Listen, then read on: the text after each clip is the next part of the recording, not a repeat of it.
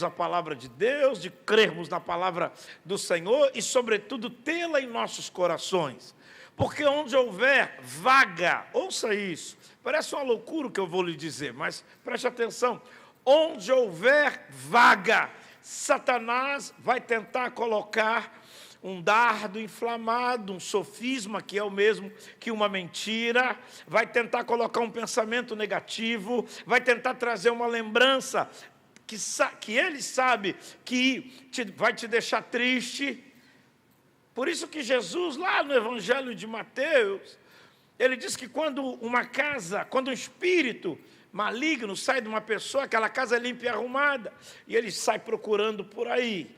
E se ele volta e a encontra vazia, ele chama mais 7, e o estado desta pessoa é 7 vezes maior. Obviamente eu não estou dizendo que você está endemoniado, obviamente eu também não estou dizendo que Satanás quer preencher esse vazio, não é isso. O que eu estou dizendo é que a nossa vida precisa estar cheia e ser cheia continuamente da palavra e da voz de Deus.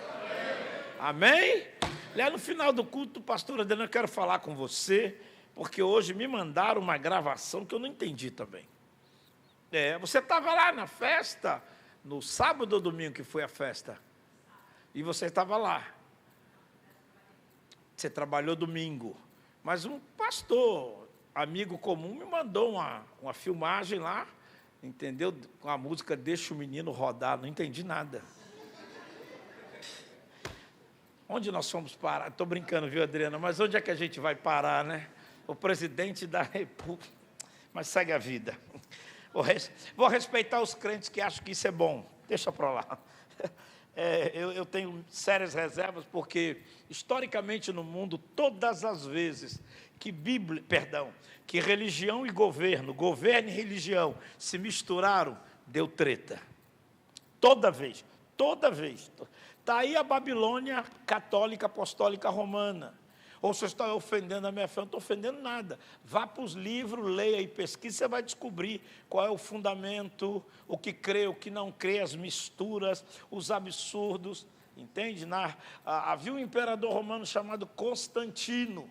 Ele estava perdendo popularidade, ele estava perdendo peso, ele estava a ponto de ser destituído de rei. E ele via que os cristãos cresciam, quanto mais matava, mais crescia, quanto mais batia, quanto mais prendia, quanto mais jogava na arena ou nos coliseus para estarem ali com gladiadores ou com animais, mais crescia. Ele disse, opa, o diabo acaba, ele não disse o diabo, ele disse, acabei de ter uma grande ideia, vou tornar o cristianismo uma religião oficial. Aí já era. Dançamos aí. Aí a coisa ficou... Isso por volta do ano 300. Os pais da igreja já haviam morrido. E quando a igreja negocia o seu fundamento, qual é o fundamento da igreja? A palavra de Deus. Não é Marcos Gregório. A palavra de Deus. Então, quando a igreja negocia, e infelizmente naquela época, olha só, se todo mundo se tornar cristão, o Estado não vai mais perseguir. Isso parece bom. E está isso aí. Entende? E como o povo não sabe disso? Porque foi feito um trabalho fantástico, que me preocupa demasiadamente no nosso meio. Qual, pastor? Tiraram a Bíblia, a palavra de Deus, da mão do povo. E quando você não tem a palavra de Deus e alguém está nos seus ouvidos diuturnamente dizendo, declarando e proclamando que são homens separados e ungidos de Deus, você passa a crer e acreditar na palavra deles como se ela fosse isso aqui. E é só pensamento, ideia, mais nada. Entendeu? E a história continua. Qualquer hora eu vou lhe contar a história do sincretismo religioso. Como que os senhores de escravo faziam para tornar os negros que vinham da África também católicos, apostólicos, romanos, a mistura lá de imagens, mas enfim, é só um pedacinho aqui, um pitacozinho, porque ministério é para sentar também a cultura. Amém?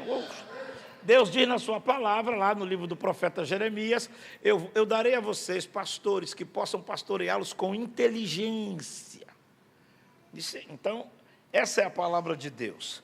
Abra sua Bíblia. Eu dizia há pouco que às vezes a gente pensa ou acredita ou crê que Deus ele só caminha numa vertente.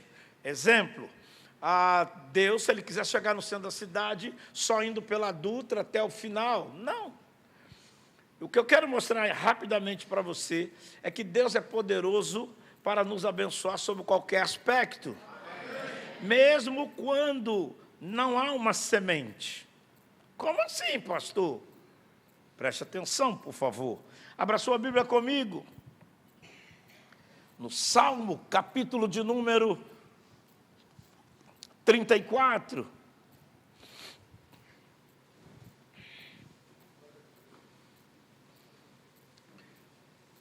Salmo 34. Você concorda comigo que toda resposta que eu e você daremos a Deus e que esteja relacionada à santidade, que esteja relacionada à vontade de Deus, toda resposta minha e sua dentro da vontade de Deus, você concorda que ela está relacionada a uma coisa chamada obediência? Sim ou não? Ok. Mas existe uma outra palavrinha que a gente, às vezes, não dá muita atenção para ela. Qual é, pastor? Está escrito em Provérbios, e eu não vou te falar qual é a referência, porque eu não separei mesmo. Diz assim, o temor do Senhor é o princípio de toda sabedoria.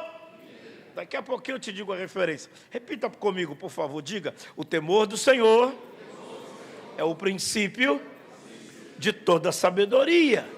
Então, todo homem, toda mulher, todo moço, moça, jovem, adolescente, não importa, toda pessoa que já tem uma consciência de erro, de certo e errado, de pecado, de perdão, de graça, de misericórdia, de juízo, todos nós, com essa consciência, entendemos o que, pastor? Salmo 34, aleluia, verso de número 9 e 10, que diz assim: temei ao Senhor, vós, os seus santos. Tem uma vírgula aí, sim ou não?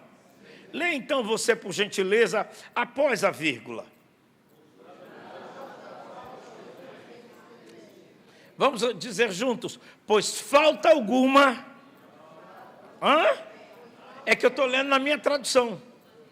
Eu estou usando hoje a NVI, Nova Versão Internacional. Olha o que está escrito, vem comigo. Temei ao Senhor, vós, os seus santos, pois não tem falta alguma aqueles que o temem. Olhe para o seu irmão e diga para ele, Deus está nos dizendo que se eu e você queremos viver sem necessidade alguma, precisaremos temer ao Senhor, ter temor da sua palavra, da sua vontade, dos seus decretos, dos seus juízos. E aí diz o verso 10, você está comigo? Diz amém, por favor. Os filhos dos leões necessitam e sofrem fome. E eu quero dizer a você, com toda com toda sinceridade e honestidade do meu coração, que eu profetizo isso aqui sobre a sua vida hoje à noite. Mas aqueles que buscam ao Senhor, de nada tem falta. Amém ou não amém? Nós lemos 2 versículos. Esses 2 pequenos e simples versículos estão nos dando 2 chaves poderosas. A primeira chave é o temor, é a obediência, é a busca pela santidade, acima de tudo, pela vontade de Deus. Eu quero fazer a vontade de Deus.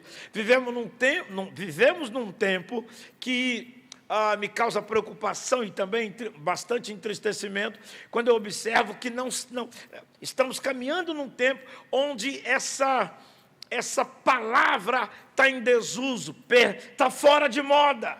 Os próprios E eu não estou falando das pessoas incrédulas, eu estou falando daqueles que dizem que nasceram de novo, passaram pelas águas, que falam línguas estranhas, inclusive. E o que é? Há hoje uma desassociação absurda da palavra de Deus. Quer ver um exemplo?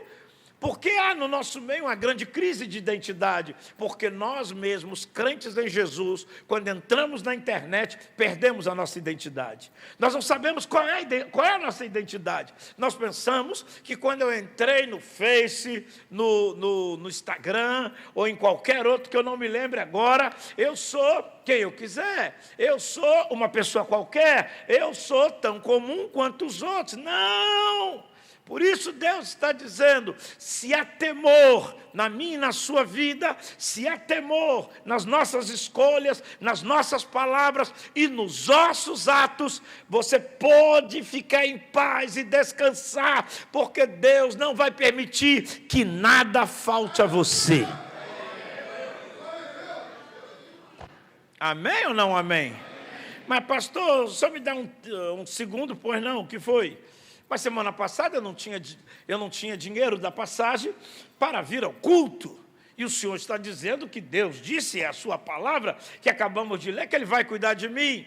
Querido, a sua luta e a sua aprovação não tem poder para anular a promessa. O que você precisa compreender é que existem momentos da nossa vida que eu chamo de preparação, que eu chamo de preparação, que eu chamo de teste, que eu chamo de prova, que eu chamo de treinamento. E o treinamento, e ouça isso, você não ter o dinheiro da passagem para vir ao culto semana passada é pouco demais. Você talvez ainda vá passar por outras situações do tipo, sabe quando Deus tira todo o apoio humano? Quem disse isso? Concordo 100%. E quando Deus tira todo o apoio? Diga, Jairo, porque às vezes Ele tira todo o apoio. E porque Ele tira todo o apoio? Não é porque Ele está com raiva. Quer nos ensinar a confiar. Porque confiar, se vai tudo bem, é mamão com açúcar. A Bíblia diz que até o diabo crê, certo, querida? Agora, confia, quando já falta tudo, eu estou confiando. Não só confio, como eu ando cantando aquela canção, eu estou falando de nós. Eu só confio no Senhor, que não vai... Quem lembra? Você não lembra dessa música? É tudo novo convertido. Ai. Ok, e a segunda chave poderosa, busca. Aqueles que o buscam, olha o que ele diz. Os filhos dos leões necessitam e sofrem fome, mas aqueles que buscam ao Senhor, o que Deus está nos dizendo, se eu e você somarmos 1 mais 1, qual será o resultado? Se eu e você somarmos 2 mais 2, qual será o resultado? Tem como somar 1 mais 1 e dar 1000? Tem como somar 0 mais 0 e dar 1000? Então Deus está dizendo para nós o seguinte, se eu e você somatizarmos o que a sua palavra diz e andarmos debaixo da sua confiança, integridade e autoridade, você pode ter certeza que apesar dos dias, apesar do tempo, apesar de toda a falta à sua volta, a sua provisão continua vindo dele. Amém? Vamos então adorá-lo com os nossos dízimos e ofertas, pode ser?